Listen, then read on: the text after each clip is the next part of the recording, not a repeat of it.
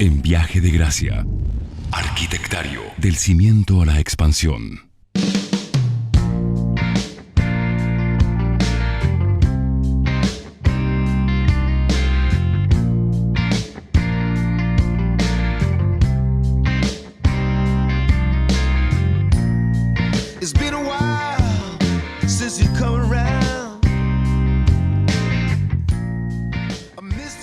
Un placer escuchar a Gonzalo García con los temas que elige para Arquitectario. Y como decíamos hace algunos minutos, el tema de hoy, la arquitectura sustentable, nuevos paradigmas, compromisos sociales. Gonzalo. Sí, porque, bueno, la columna pasada habíamos hablado que era la evolución de la arquitectura. La arquitectura sustentable como su evolución. Pero, ¿por qué yo planteé eso y quisiera seguir con este tema? Que es que la evolución empieza a comenzar con los nuevos paradigmas. ¿Por qué empieza con los nuevos paradigmas? Porque hay que empezarse a hacerse de nuevos conceptos, de nuevos métodos de diseño y de nuevos usos del hábitat, ¿no? Entonces, estos nuevos paradigmas comienzan a surgir desde el concepto de que la vivienda, el edificio, es un organismo vivo del cual se empieza a gestar desde su comienzo, como el hombre mismo desde su panza, y desde el diseño es que debe nacer la idea de ser un edificio sustentable. Esta primer premisa, y valga la redundancia, es justamente lo que tenemos que tener claro a la hora de empezar un proyecto entre un comitente y un arquitecto y los otros intervinientes profesionales que deberíamos necesitar para salir adelante. Entonces, cuando nosotros empezamos a ver que el edificio empieza a ser un organismo vivo que consume recursos, que los produce, que produce desechos y que tiene un ciclo de vida y que todo lo que hagamos va a provocar un impacto ambiental y todo lo que generemos en él o diseñemos en él va a producir un impacto ambiental, vamos a empezar a entender esto de que el edificio sale y debe nacer como tal, ¿no? Uh-huh. Entonces ahí se nos empiezan a venir los nuevos métodos de diseño para cumplir con los nuevos paradigmas. Y los nuevos métodos de diseño muchas veces, o lo principal es retrotraerse a aquellos en los cuales tenían como una idea, como un ideal que era poder hacerse del lugar, poder hacerse de la naturaleza. Pero esto es sin invadirla, sino amalgamarse con la naturaleza. O sea, lo principal sería que nosotros la sintamos, nosotros podamos percibir lo que pasa en un lugar, en la topografía del lugar, en un lugar determinado del planeta donde tiene un recorrido particular del sol, donde las brisas, tanto fría como calientes, empiezan a direccionarse desde un lugar predominante, donde hay una existencia mayor o menor de agua, donde hay una flora, donde hay una fauna, donde hay un comportamiento ambiental. Claro. Independientemente del tipo de paisaje, de la orografía, del clima, la arquitectura sustentable siempre tiene que ofrecer un paradigma como para complementarse con ese lugar en donde se instala una construcción. Exactamente. O sea, uno no puede pretender que sean iguales las construcciones, ni siquiera estando una enfrente de la otra, porque hay una dirección del sol que nos va a comandar muchas veces el diseño bioclimático de la casa. Y ahí es donde quiero entrar en los métodos de diseño, ¿no? Pero primero tenemos que, para llegar a ese diseño bioclimático, esa herramienta que tenemos para poder diseñar, vamos a tener que comprender, sentir, percibir la naturaleza inmediata de ese lugar. Entendamos que la existencia de un espejo de agua natural nos va a traer a través del viento frescura. Entonces eso ya cambia todo, porque claro, vos podés abrir una ventana hacia esa brisa y va a ser mucho más efectiva que si la abrimos hacia un lugar donde es pura tierra y desolada y va a venir un aire caliente. Entonces ese mínimo detalle, que parece mínimo pero es un gran detalle, es con cada una de las partes de la naturaleza que intervienen. Obviamente estoy hablando un poco más alejado de la ciudad, tal vez, o en un lugar más abierto, pero la ciudad también tiene lo suyo con respecto a eso, y no es lo mismo tener una medianera gigante al lado que una medianera baja, o no es lo mismo tener un terreno abierto hacia un frente, hacia una orientación sur que hacia una norte, y es también hacerse de la naturaleza, porque lo construido también es naturaleza ya puesta por el hombre ahí mismo. Entonces, cuando nosotros empezamos a entender esto y empezamos a entender que todo lo que reformemos en una casa, todo lo que generemos, todo lo que reconstruyamos, que muchas veces se hace, empezamos a entender que el edificio tiene vida, la casa nuestra tiene vida además de nosotros mismos estando viviendo en ellas, ¿no? Y esto nos empieza a tomar, nos da conciencia, nos da pautas de que no es lo mismo hacer una ventana hacia un lugar que hacia otro, y es el mismo costo. Entonces, cuando empezamos a hacer la ecuación costo-beneficio, ya no se trata de que es más caro o más. En el diseño bioclimático no es más cara hacer una casa sustentable. Y romper esta idea de que una casa es algo inerte. Exacto. Y que se puede reformar tantas veces uno quiera. Sí se puede, pero todo eso genera un impacto ambiental en todo sentido, porque lo haces en la obra misma, in situ, y también en la manufacturación de los materiales que uno tiene que traer a la obra. O sea, tiene que volver a encargar materiales, tiene que volver a trasladarlos a la obra, y entonces esto empieza a tener un impacto ambiental en muchos lugares de la ciudad. Gonza, ¿y un arquitecto necesita avalarse de otros profesionales para contar con la información que le permita diseñar, proyectar una construcción? Sí, claro. ¿O con el propio saber alcanza? No, o sea, bueno, obviamente uno puede hacerse más específico en este tema, pero para hacerse más específico necesitas de un biólogo, por ejemplo. Justamente, vos te acordás en aquellas entrevistas sí, me acuerdo. al biólogo en la Eco Suiza. El biólogo para mí fue alguien totalmente admirable realmente, y es el primero que quería escuchar que me iba a hablar en arquitectura, me iba a hablar un biólogo. ¿Y por qué? Por esto mismo, claro, ¿no? Por esto de explicarme que hay que volver a algo que siempre hicimos, que fue...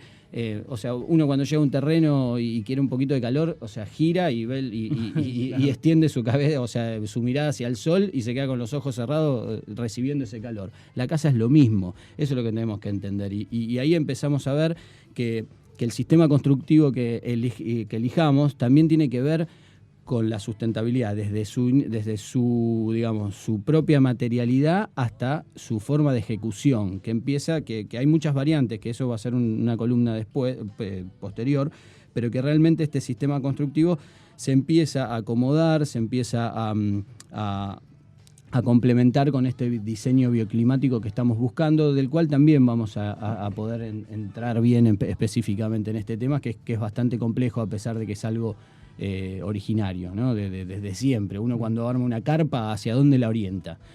Bajo de dónde lo pone, de un árbol, claro, en un lugar donde no hay presencia de agua, a lo mejor orientada a que el sol de la mañana no te parta si es verano, y que sea la sombra la que te proteja. Y con el sistema constructivo y la elección de los materiales es lo mismo, es empezar a arropar una casa, un ser vivo, que lo vamos a proteger de la orientación más hostil, y lo vamos a abrir y nos vamos a sacar la ropa hacia el lugar más abierto, más confortable, para que todo eso empiece a ingresar casi pasivamente, mecánicamente en la casa, como tal lo hacemos en la vida propia misma. De todas maneras, para poder disfrutar y aprovechar y plasmar todos los beneficios de la arquitectura sustentable, hace falta tener este concepto aplicado desde antes de la proyección incluso. Claro, por eso hablaba de la gestación. Por eso. Claro, por eso. O sea, uno cuando empieza, o sea, cuando uno nace se hace de cosas para poder vivir, ¿no? De propiedades para vivir. Acá cuando uno empieza a gestar un proyecto debería empezar a darle propiedades y herramientas y elementos para poder subsistir y vivir ante las adversidades climáticas, que muchas veces hay que ponerse como en contra, como versus, y muchas veces hay que amigarse, hay que abrirse, hay que agarrarlas, hay que complementarlas, hay que hacerse de ese clima o de ese estado del tiempo para poder generar un mejor confort dentro de una casa.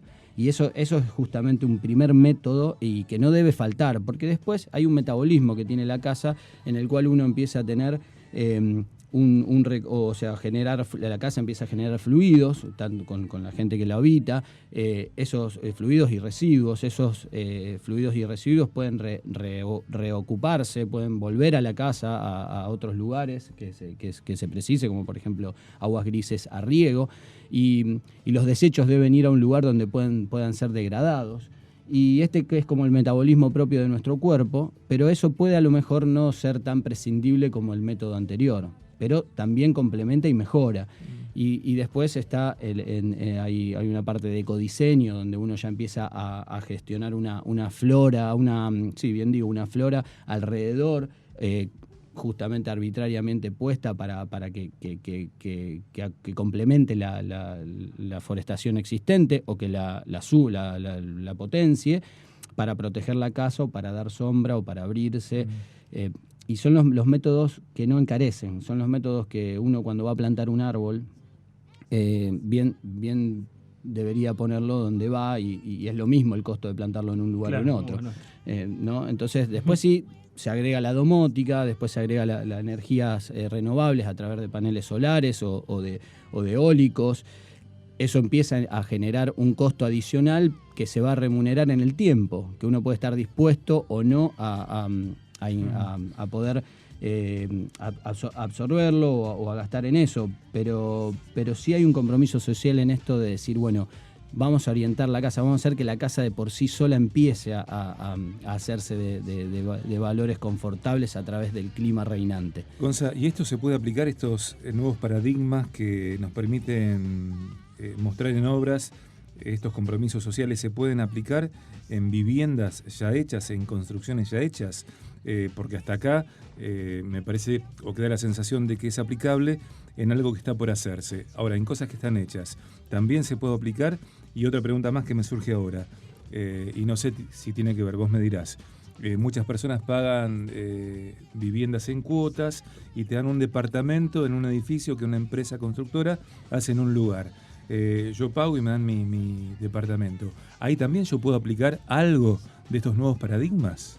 Sí, o sea, los que tienen que ver con el método bioclimático, o sea, con el diseño bioclimático, por ahí son más difíciles porque habría que hacer una intervención a lo mejor más compleja, en el sentido de orientar nuevamente una casa o de abrirse o cerrarse hacia un lugar.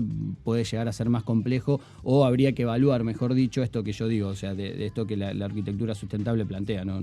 Es que todo lo que hagamos provoca un impacto ambiental. Entonces, a lo mejor la ecuación es todo lo que hay que romper, todo lo que hay que rehacer. Bueno, más vale dejarlo así y acondicionarlo con otros paradigmas que pueden ser energías renovables, recolección de los fluidos, protección forestal,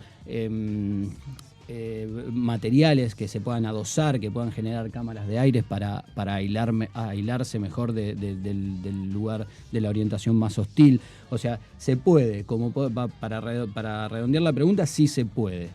Siempre va a haber una ecuación costo-beneficio que hay que evaluar. Inclusive en el costo-beneficio no solamente hablo de economía, sino de lo que impactamos contra lo que dejamos de impactar, ¿no? Claro, el daño que se genera una vez que ya teóricamente había sido todo generado en la ecuación. Exactamente, empezamos a generar una nueva ecuación, una nueva reforma, una nueva reconstrucción. Ahora, sí, claro, se puede, siempre hay materiales hoy en día y es de lo que se empieza a hacer hoy la arquitectura sustentable, que es justamente de los nuevos materiales, de la nueva tecnología que nos proporciona. Por ahí hay materiales increíbles que vos decís, bueno, con esto muy liviano, que no necesita estructura, que con solo un bastidor son placas que se aplican a una fachada, generan una ventilación natural, que hace que el calor que recibe siempre una fachada al oeste se empiece a diluir o empieza a hacer algo dinámico, ¿no? El sol ya no impacta fijamente, sino que el aire empieza a circular, recircular, y de esa manera aireamos la fachada. Entonces es un ida y vuelta. Lo apasionante que tiene esto es que es un ida y vuelta entre el origen, como es, ya te digo, la orientación hacia el sol, con las nuevas tecnologías que aportan nuevos sistemas constructivos para lograrlo. Habla el arquitecto Gonzalo García, columnista de Arquitectario. El tema de hoy, la arquitectura sustentable. nuevos paradigmas, compromisos sociales. Yo les pido por favor que la próxima vez acierren con el tema y no manden cualquiera al flyer. ¿Está? Estamos haciendo un programa en serio, así que no se cuelguen y te pido perdón en nombre de los chicos, Gonzalo. De ninguna manera. Te pido perdón en nombre de ellos, bueno, ¿qué va a ser? ¿Viste? En Viaje de Gracia. Arquitectario. Del cimiento a la expansión.